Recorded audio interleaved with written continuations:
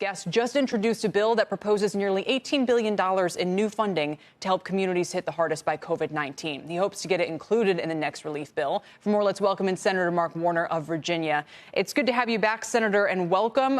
Who in particular would benefit from this bill, and how would it work? Especially, listen, we are at a time when we've seen plenty of money thrown at plenty of problems in decades past. Tell me about your approach and why you think it would work.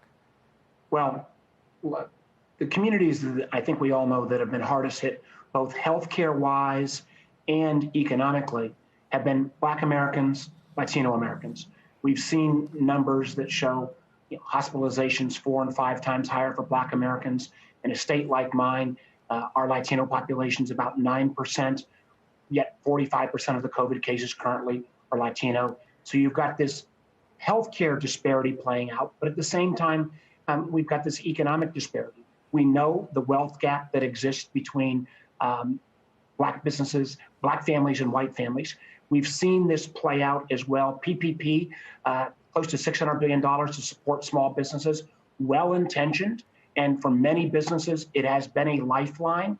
But because that program depended upon a business's relationship with a bank, it meant that many of, again, Black Americans and brown Americans who own businesses, but oftentimes have built that business without an established banking relationship, not able to participate. So we're looking now, as these support programs start to wind down, we're looking at for example, of the 2.7 million Black-owned businesses in America, we've already seen 440,000 of them go out of business. And my feeling has been, how do we not just give a little bit of additional grant money? How do you actually increase access to capital for Black and brown communities in America? And the tools and the distribution model is, how do we support Black-owned banks and community development financial institutions, CDFIs, 1,100 of them around the country. They are geared towards spending that extra time in originating loans into low-income communities.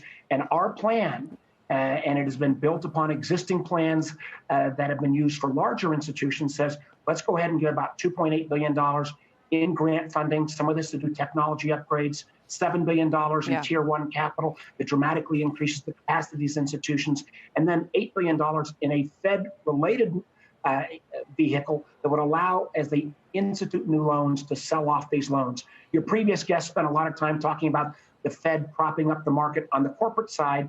I think it's also appropriate timing for the Fed to help these communities that have been disproportionately hurt economically. And the good news is, I know you're moving me on. The good news is, though, that a 3-minute answer, Senator, is a little hard for me to get another question in. Go ahead. Great positive reactions, though, from the administration. I think the administration is inclined to be supportive. So. Yes, and I think we laid out the whole problem. Yeah, and $18 billion. Listen, we're talking about spending $2 trillion in relief here. I'd be surprised if people really came to blows over $18 billion for this particular program. I don't mean to shift so abruptly, but I kind of have to now. And since you're here, I do want to ask you about this issue that's right up your alley. It's the war on big tech that's kind of been building here. The drumbeat for Congress to take action against these internet giants keeps growing louder. On our air earlier today, Social Capital CEO Chamath Palihapitiya called on Washington to slow down big tech's dominance. Take a quick listen. We have 5 companies that are sucking up all the oxygen. They do that not just economically, but now as well politically. And in all of that, I think there is a huge incentive to legislate, at a minimum, to slow these companies down.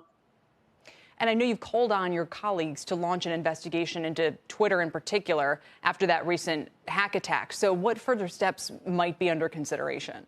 Well, Katie, let's break this into 2 buckets. One of your earlier guests also talked about the enormous possibilities that lie in 5G. I was a telecom guy for longer than I've been a politician. I agree with her. 5G is a great area, but this is an area where America's frankly ceded its lead to Huawei and other Chinese-related tech companies. We need to kind of build up our capabilities on 5G. On the social media companies, we basically need rules of the road. Again, America traditionally would have led in setting a regulatory framework. We've not. We've passed on the privacy legislation that the Europeans have passed, GDPR, and California's passed. I think we need to do that on a national basis. I think we need to be concerned about some further consolidation. I mean, the Google Fitbit merger, for example, we ought to take a good hard look at that. I also think that we need to have data portability with these companies. If you're tired of how you're treated by Facebook, you should be able to easily move your data from one platform to another and still be interoperable with your friends who stay on Facebook. That was a tool that was used in telecom when we had number portability. We ought to have the same kind of portability with data, for example. Sure. It sounds like you're saying, though, there's no sense that we need to go in after the fact and, figure out a way to kind of carve pieces out of these tech companies and do something that it would be somewhat unprecedented, but not completely unprecedented. Well, I'm not there yet. A number of my colleagues, Democrats and Republicans alike, this doesn't break down on party, are into the breakup mode. And you've obviously got a lot of attorney generals across the country filing antitrust suits. My concern on that, if we simply come in and break up, that these American companies could be replaced by the Alibabas, Badus, and Tencents, large Chinese tech companies.